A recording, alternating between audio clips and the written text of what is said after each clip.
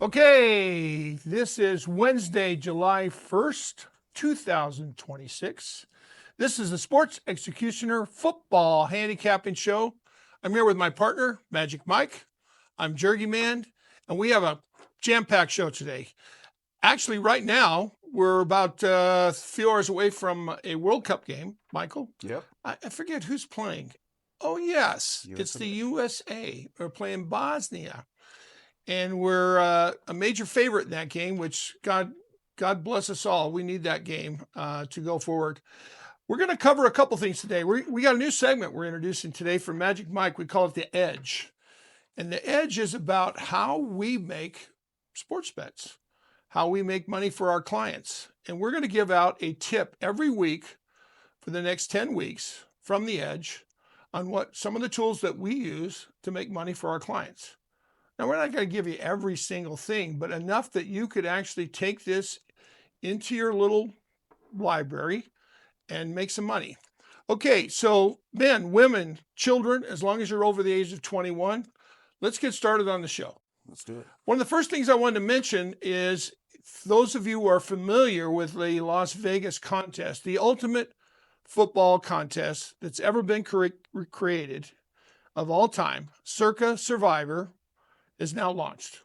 Indeed, sir. $20 million guaranteed, but it gets over 30 million.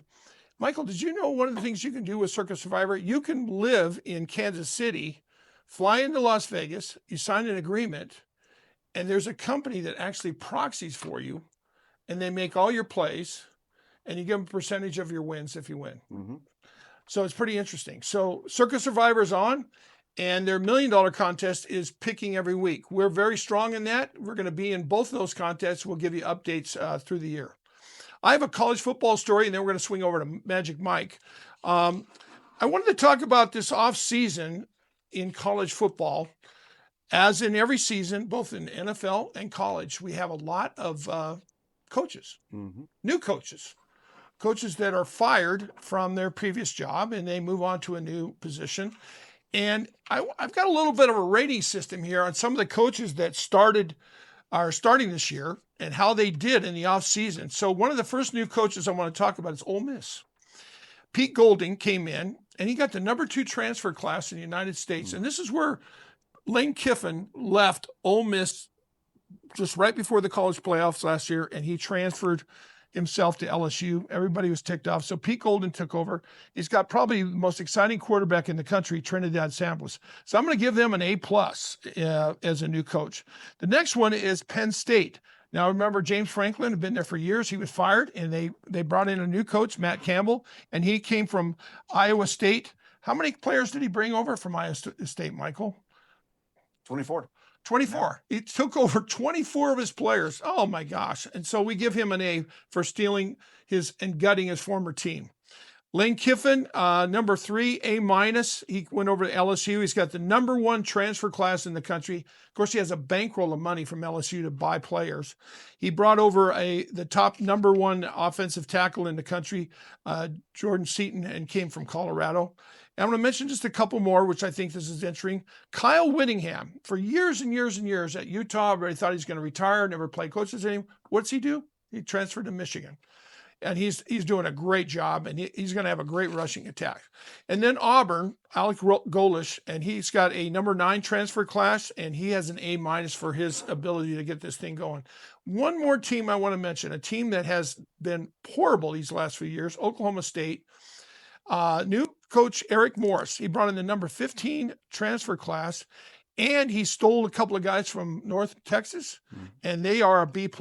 So that's kind of my college wrap-up on some coaches that are going to do well this year. Keep those teams in mind. They'll be part of the Sports Executioner theme throughout. So we're going to start on the edge with kind of simple betting 101, if you will. And I'm going to turn it over to Magic Mike, my partner, great with the NFL, Magic Mike. Yeah, educational content, folks, for our viewers, so you can start winning. You can't win if you don't know. So I want to go over some things. So a lot of people I talk to, I meet them at the sports bar, at the sports book, etc., and they're scared to death to make a bet. They don't know what the numbers mean. What does against the spread, ATS, mean? What does money line mean? ML is so on and so forth. what does minus 110 mean, and so on. So I can't tell you. They want to make bets, they want to have fun, they want to participate, but they just don't know. And you can't win if you don't know. So what does minus 110 mean? Well, if it's got a minus in front of it, it means that they're a favorite. If it's plus 110, if it has a plus in front of it, that means they are a dog or not the favorite. Okay, so minus 110 simply means you have to bet $110 to win 10 or 100 bucks, right? And the difference is what we call the VIG. So that's what the house makes. That's what you pay for the opportunity to be lined up with someone on the other side of the bet, right? So what does a minus 850 mean? Well, that means you have to bet $850 to win $100. Granted, you get your money back, but that's pretty much a sucker bet. And we'll talk about that when we talk about money line bets. Mike, I just want to mention one thing, Michael, is that a lot of people, when they're watching football and they see, okay, the Detroit Lions win by 3 over the New York Giants, and the line was -3, they say, wow, those handicappers, they really know what they're doing. They were able to predict that score.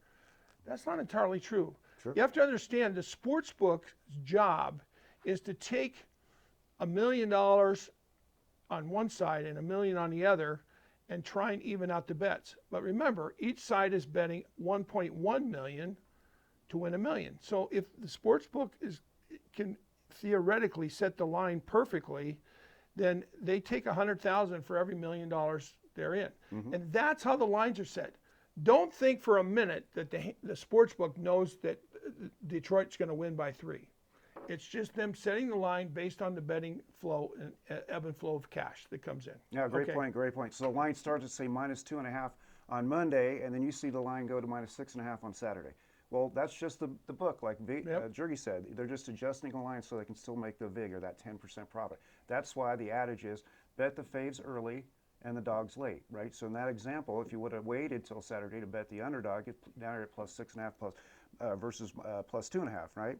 Now I want to talk about money line just for a second. So if you look at the first week of the NFL, you've got the Arizona Cardinals at the Chargers. The line is -11.5, and it stayed there, and it hasn't moved, but the action's moved a little bit. The sharps are currently betting 51%, so it's kind of even, right? I think I like the Chargers. And Michael, why don't you tell them what the sharps are again? Oh, yeah, that's right. So sharps are the professional bettors that bet big. They bet big bets. So that tells us, well, maybe they have some information.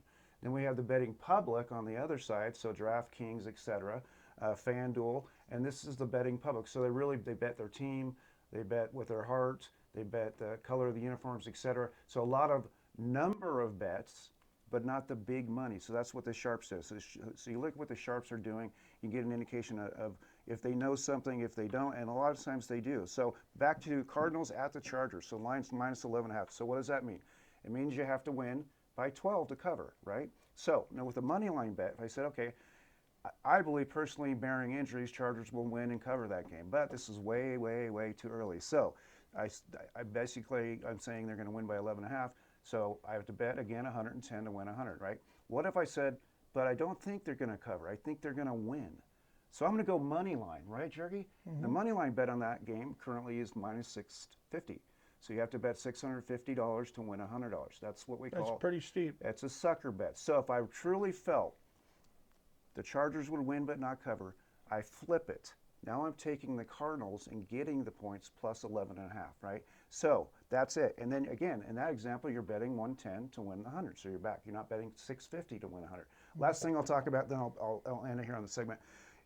Betting etiquette. So every sports book has numbers. You have a team. So it might be like Cardinals, 104. Right underneath it, Chargers, 105, right? And then to the side it says Chargers -11.5, and then it's got -110. So those are the numbers. So when you go to the line, especially if it's a busy time, especially 15 minutes before a big game, you want to move quick. It's just kind of like a drive-through, right? So you want to know what you're ordering. So you walk up and say, on that bet, I'm going to take 105 for 110 bucks, right? That's and correct. Use the number, not the team. Exactly. Because the guy taking the orders there at the counter, he's pulling up numbers. And if you give him a team, he's got to look up the team to find the number. Yep. So that's a good point. Very good, Michael. All right. All right, ladies and gentlemen, Magic Mike back here with the Sports Executioner Football Handicapping Show. We're going to turn it over to Jurgen here in just 1 second. This is a guy who's been doing this for 25 years, only has had one losing season, right? He gets hyper-focused, especially in the bowl games where he picks at 76% against the spread. So, Jurgen, we're going to talk some defenses today. So that one year that I lost, that was the year I was drinking a lot. So just keep that in mind. Okay, just kidding. Okay, so listen, one of the things we always talk about in handicapping is defenses win championships, right? And the reason for that is you can, if you've got a good defense, you can win a game 10-0, right? And in college, that matters a lot because there's a lot of scoring in college. I mean, that's why the lines are so big, etc. So based on True Media, CBS Sports, and some other data that we have, we put together kind of a matrix of where defenses are coming into this season based on the players that they have that have stayed at the school. So last year we had some pretty good defenses, and some of those have carried over. So what we would rank as the number one defense going into this college football season, number one, Texas Tech, okay? They had 73 sacks, a lot of pressures, and they would be ranked number one. A surprising team, number two, was Virginia. No one would think, well, Virginia had great defense. No, we're going to put Virginia in as number two. We're going to put Oklahoma State in as number three this year, which is crazy. We got Tennessee at number four, Texas A&M at number five. Now, these are top defenses as we see them going into this season based on the production that they're bringing in. Number six is Vanderbilt. I'm going to go to number 7, Ole Miss. Now, remember, I was just talking about Ole Miss. They have one of the best. They have the number one top coach that's starting this year, and they have Trinidad Chambliss as a quarterback. So with a great defense at number 7, these guys are definitely worth looking at for sure. in the SEC. Kansas at number 8, Texas at number 9. UCF at number 10, and then there's Notre Dame right there, always up the top at number 11, LSU at number 12. And those are some of the top defenses returning. And I want to just tell you that defenses do matter. So as we look at this, this is an exciting time for college football, and particularly getting ready for the season. Keep those defenses in mind. I'm going to mention one other quick college football story, and that is what we call total predictions on the totals and over-under.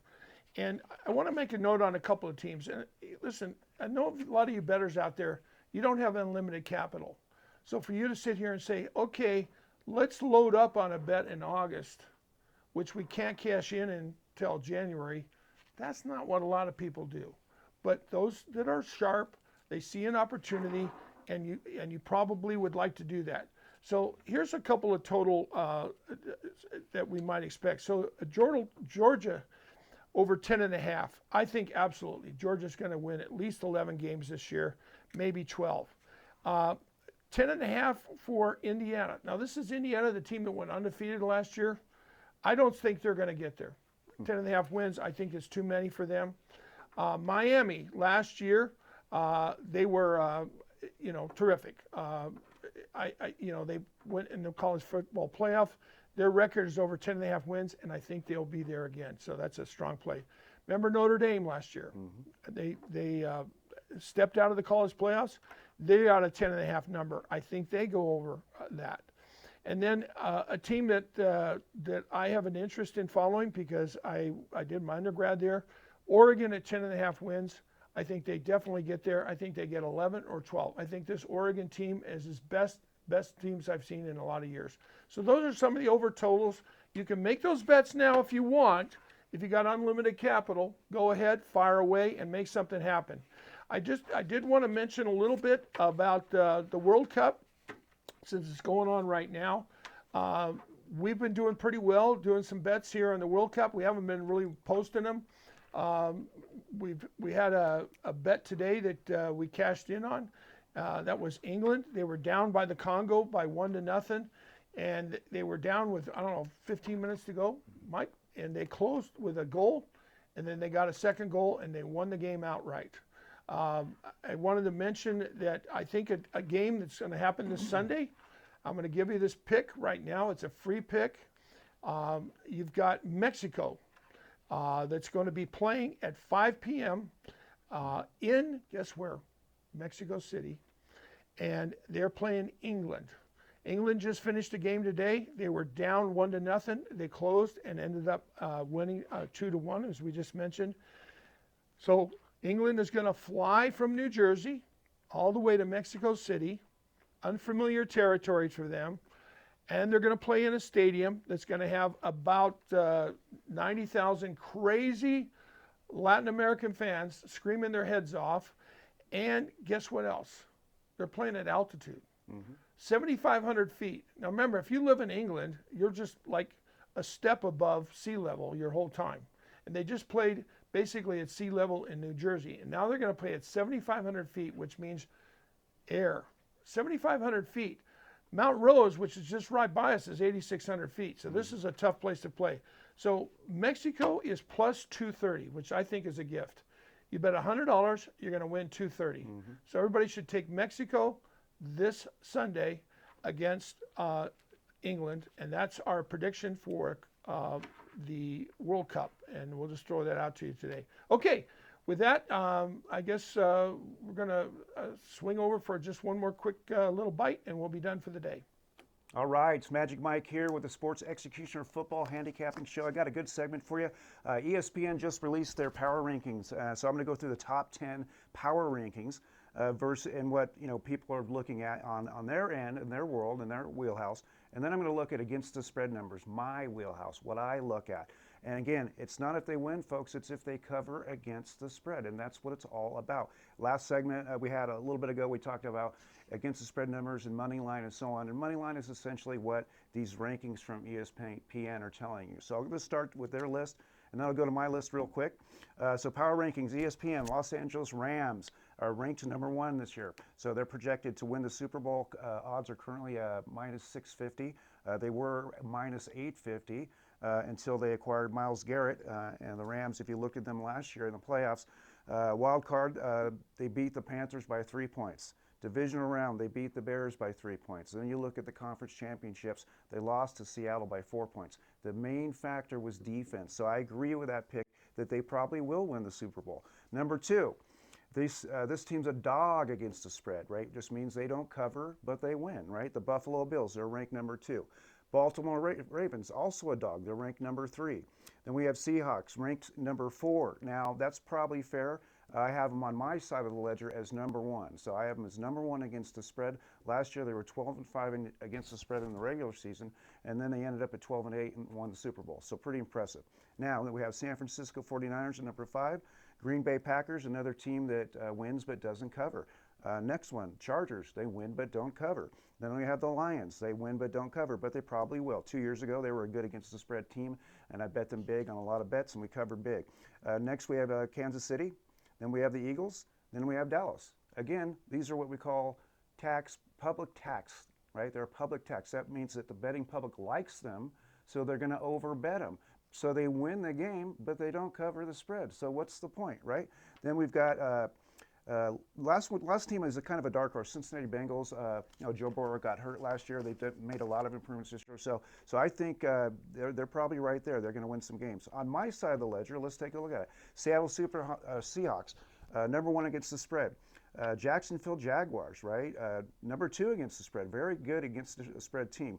Seahawks were 75% postseason and regular season against the spread. Jacksonville ended up being 12-6 against the spread, so a very good team against the spread. Rams, yeah, I think number 3 against the spread, right?